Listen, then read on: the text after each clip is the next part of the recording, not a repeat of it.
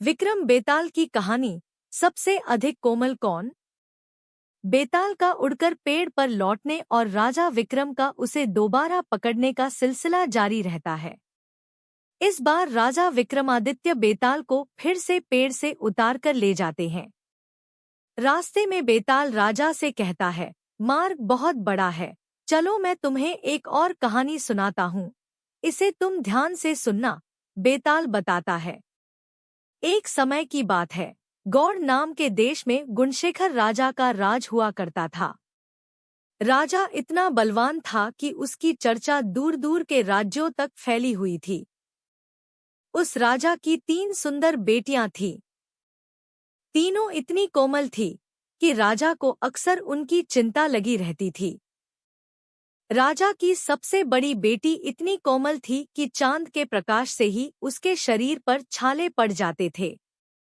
दूसरी बेटी को गुलाब के फूल जैसी नाजुक चीज के टकराने पर भी चोट लग जाती और खून बहने लगता था। तीसरी बेटी के कानों में किसी के चलने या कुछ कूटने की आवाज पहुंचते ही उसके हाथ पांव पर छाले पड़ जाते थे। हर कोई उनकी इस कोमलता के बारे में सुनकर हैरान रह जाता था। कई राजकुमार उनसे शादी भी करना चाहते थे, लेकिन उनकी कोमलता के बारे में जानकर पीछे हट जाते। राजा को उनकी शादी की चिंता सताने लगी। उन्हें लगने लगा कि इस कठोर संसार में उसकी कोमल बेटियां कैसे जी पाएंगी। तब राजा ने फैसला लिया कि वो सबसे पहली बेटी को हर दम छाव में ही रखेंगे, ताकि किसी तरह की रोशनी की वजह से उसके शरीर पर छाले न पड़े। राजा ने दूसरी बेटी को हल्के कपड़ों और गहनों के साथ ऐसी जगह रखने का फैसला किया जहां कोई भी चीज उससे न टकराए। राजा ने तीसरी बेटी को ऐसी जगह रखा जहां किसी की भी आवाज न पहुंच पाए। इसी दौरान एक पड़ोस के राज्य का राजकुमार उनकी कोमलता के बारे में सुनने के बाद गौड़ देश पहुंच गया। उसने सबसे पहली राजकुमारी के चेहरे को गुलाब के फूल का स्पर्श कराया, जिससे राजकुमारी के चेहरे पर घाव के निशान बन गए। राजकुमार हैरान रह गया। इसके बाद उसने दूसरी राजकुमारी को चांदनी रात में बाहर जाने को कहा, लेकिन जब राजकुमारी ने मना कर दिया तो वो उसे खिड़की के पास ले गया, जहां चांद की रोशनी पड़ रही थी।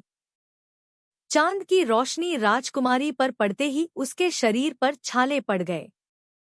अगले दिन राजकुमार ने सभी लोगों से मसाला कूटने के लिए कहा, जिसकी आवाज सुनकर सबसे छोटी राजकुमारी बेहोश हो गई। इतनी कहानी सुनाकर बेताल एकदम चुप हो गया और राजा विक्रम से पूछा, महाराज ये बताइए कि इन तीनों राजकुमारियों में से सबसे अधिक सुकुमारी व कोमल कौन सी है और राजकुमार कौन सी राजकुमारी से विवाह करेगा? सवाल सुनने के बाद भी राजा विक्रमादित्य ने कोई जवाब नहीं दिया। गुस्से में बेताल ने कहा, राजन, जवाब पता होने पर भी आप उत्तर नहीं देंगे तो मैं अपने तेज से आपका सिर धड़ से अलग कर दूंगा।